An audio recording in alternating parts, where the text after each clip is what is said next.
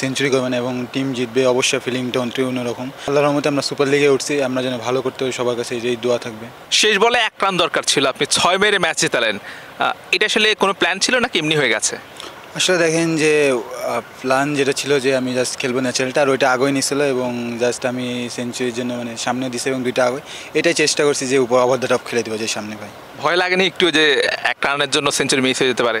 আজকে দেখেন যে প্ল্যানটা এই ছিল যে যাই হয়ে যাক আমি আবার ন্যাচারালটা খেলবো এবং আল্লাহ ভরসা, বাকিটা এটাই। প্রথমবারের মতো ফার্স্ট ক্লাস ক্রিকেট খেলতে এসেছেন এবং প্রথমবারে অধিনায়কত্ব পেয়েছেন এবং আজকে প্রথমবারের মতো ফার্স্ট ক্লাস ক্রিকেটে সেঞ্চুরি পেয়েছেন এবং আপনার দলটাও সুপার 6-এ উঠে গেছে। সব মিলে অনুভূতিটা কেমন? হ্যাঁ দেখেন, ওভারঅল আলহামদুলিল্লাহ, যখন আপনি সেঞ্চুরি করবেন এবং টিম জিতবে, অবশ্যই ফিলিংটা অন্যরকম। আর আল্লাহর রহমতে আমরা সুপার লিগে উঠছি, আমরা যেন ভালো করতে পারি, সবার কাছে এই দোয়া থাকবে, দোয়া করবেন। ডিপিএলের অন্যান্য দলগুলো তুলনা করলে দেখা যায় আপনাদের দলের তরুণরা অনেক বেশি এবং দল গঠনের আগে বা যখন অধিনায়কত্ব পেয়েছেন তখন কি ভেবেছিলেন যে আসলে এত ভালো একটা টুর্নামেন্ট পার হবে? আসলে দেখেন যে সত্যি কথা বলতে আমি যে প্ল্যানে ছিলাম, আমার কাছে এখনও আমি আসলে সেইভাবে হ্যাপি না, বাট ইনশাল্লাহ যেটা গেছে আলহামদুলিল্লাহ, আল্লাহ যেটা করে ভালোর জন্য করে এবং ওভারঅল আলহামদুলিল্লাহ, আর যেটা প্ল্যান ছিল যেটা সামনে করতে পারি ইনশাল্লাহ। ক্রিকেট খেলাটা কঠিন নাকি পড়ালেখা কঠিন? আসলে দেখেন যে কঠিন বলতে কি যে কোনো কিছু পৃথিবীতে সব কিছু আমার কাছে মনে হয় যে ওভারঅল 2টাই দিকই আছে, বাট আলহামদুলিল্লাহ যে আমি ক্রিকেটটা এনজয় করছি এবং পড়ালেখাটা হয়তো বা করতে পারছি না, ইনশাল্লাহ সামনে থেকে ইনশাল্লাহ বা করতে পারবো ইনশাল্লাহ, সেই চেষ্টা করব। আপনি কোন সাবজেক্ট নিয়ে পড়তে বা কোন বিভাগে আছেন? আমি আর্টসে আছি।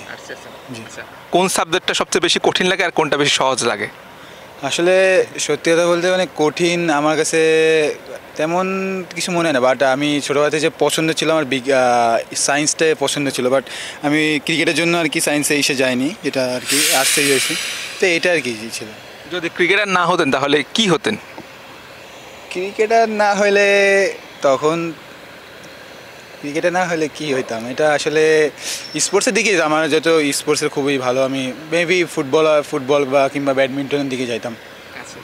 আপনারা শ্রীলঙ্কা সফরে যাচ্ছেন, ডিপিএল একটা ভালো একটা টুর্নামেন্ট পার করলেন। শ্রীলঙ্কা সফর নিয়ে আপনার ব্যক্তিগত লক্ষ্য কী এবং আপনার টিমের লক্ষ্য? আসলে ব্যক্তিগত লক্ষ্য থেকে আমি মনে করি এখন যেটা আমি কি ঢাকা লিগ এবং এই যে আমাদের যে লেভেলটা ঢাকা লিগ থেকে শিখলাম, যেটা আসলে কি টিম আগে ইম্পর্টেন্ট, আমি ব্যক্তিগত লক্ষ্য দেখতেছি না, যেটা টিমের ইম্পর্টেন্ট, আমি সেভাবেই চেষ্টা করবো ওখানে আমার বেটার দিয়ে, আগে টিম দেন আমি। আপনার এই টিমে আপনার কয়েকজন সতীর্থ ছিল আন্ডার-19, তার মধ্যে জাওয়াদ আবরার সাথে আপনার বন্ধুত্বটা সবচেয়ে বেশি। তার সাথে আপনার বন্ধুত্ব কেমন, আর 2-1টা স্মৃতি শুনতে চাই আমরা। আমার আসলে দেখেন যে ও সাথে আমার মনে করেন শুধু ক্রিকেট না, লাইফে অনেক কিছু আমি ওর কাছ থেকে অনেক কিছু নিয়ে, ও আমার কাছ থেকে আমরা দুজনে কথাবার্তা নিই এবং আমি দুজনে আমরা আর কি চিন্তা করছি সামনে আমাদের যে সিরিজ এবং ওয়ার্ল্ড কাপ রয়েছে ওইটা নিয়ে চিন্তা করছি এবং ওর কাছ থেকে দেখেন যে আজকে সেঞ্চুরিটাও আমাকে বলছিল যে একটু ক্রিকেটে বাড়ি থাক, সুজন স্যারও বলছিল যে বেশি চিন্তা করিস না, আল্লাহ বসে বাকিটা।